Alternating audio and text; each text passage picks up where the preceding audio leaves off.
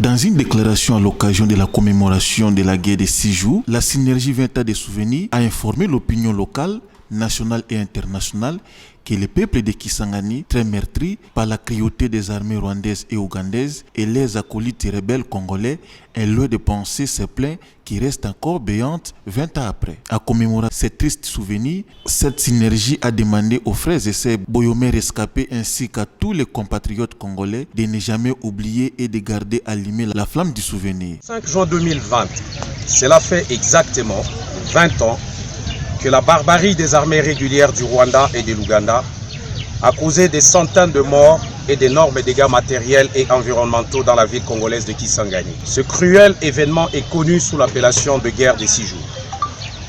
Nous, acteurs de la société civile de Kisangani et autres personnalités, signataires du présent communiqué, informons l'opinion locale, nationale et internationale que le peuple de Kisangani, très meurtri par la cruauté des armées rwandaises et ougandaises et leurs acolytes rebelles congolais, est loin de penser ces plaies qui restent encore béantes 20 ans après.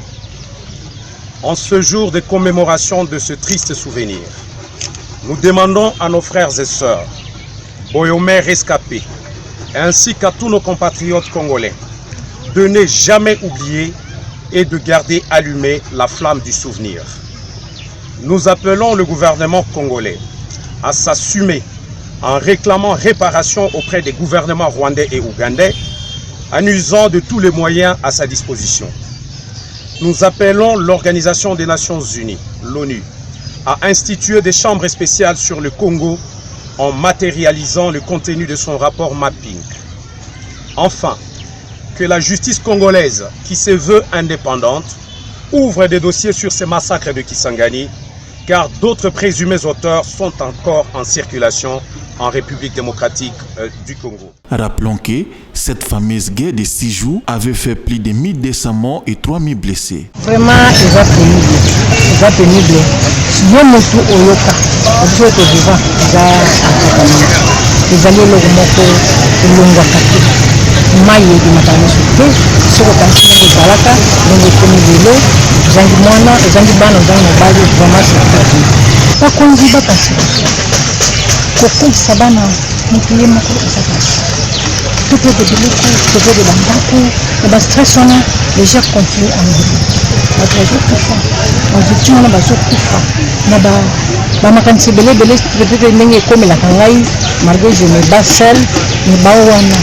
Ba personne âgée wana vraiment gouvernement kanisa bango toyebi te soki tozaka ba congolais toyebi te soki touta na pays mosusu toye ko se réfugier na Congo pour jusqu'à présent quelques 6 jours 6600 obi bato bakufi lelo 20 ans solution moko tozwaka te même ata assistance ya gouvernement congolais na biso to mona yango te to komi on dirait to kenda ko se réfugier na mboka batu toza ba congolais te mibali na biso bakufi bana biso batangi te bana biso bakomi ba shege kola na bazani siko gouvernement ya lobby.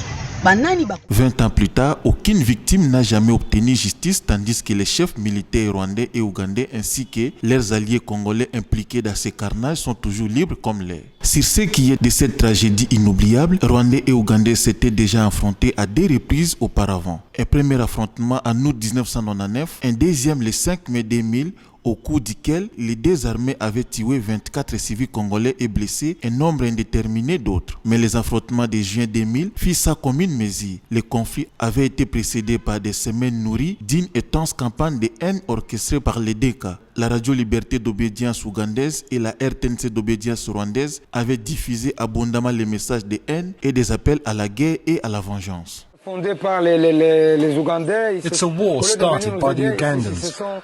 Instead of coming to help us, they plunged into the trade of coffee and diamonds. They won't talk about all the things they're doing here. We have proof that even when they're with our Congolese brothers, they're always playing games. They immerse themselves in the diamond trade and cause divisions. And if you get into the politics of division, that's bad politics. dividing the Congolese among themselves, creating little groups. That's how they create war here. Des combats à pleine ville, le 4 juin 2000, des militaires ougandais, banderoles rouges, noués sur la tête, investis le centre-ville tandis que des colonnes de militaires rwandais se déployaient dans les quartiers de la commune Mangobo. Les décors d'un affrontement armé étaient plantés. Les combats éclataient le lendemain matin, peu avant 10 heures. 6 jours durant, la ville fit la proie d'intenses combats avec usage d'armes de plusieurs types, de la Kalachnikov à la BM, à passer par des TAC, des mortiers 120 et des batteries anti-aériennes. Et déchaînement de violences militaires dans une ville peuplée environ 700 000 habitants à l'époque. Les dégâts étaient prévus pour être monstrueux. Les déluges de feu qui s'abattit sur la ville fut tout simplement terrifiant.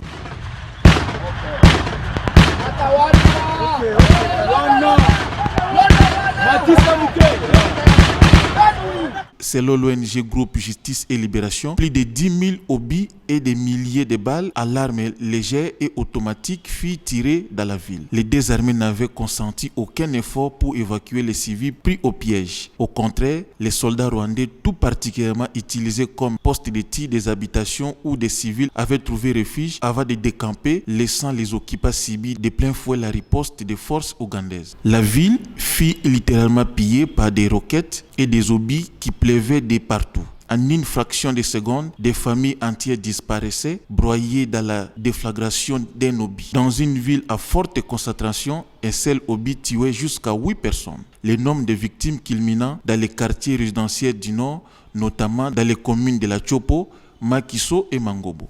La cathédrale de Kisangani, Notre-Dame du Trésor Rosaire, fut touchée par un obus.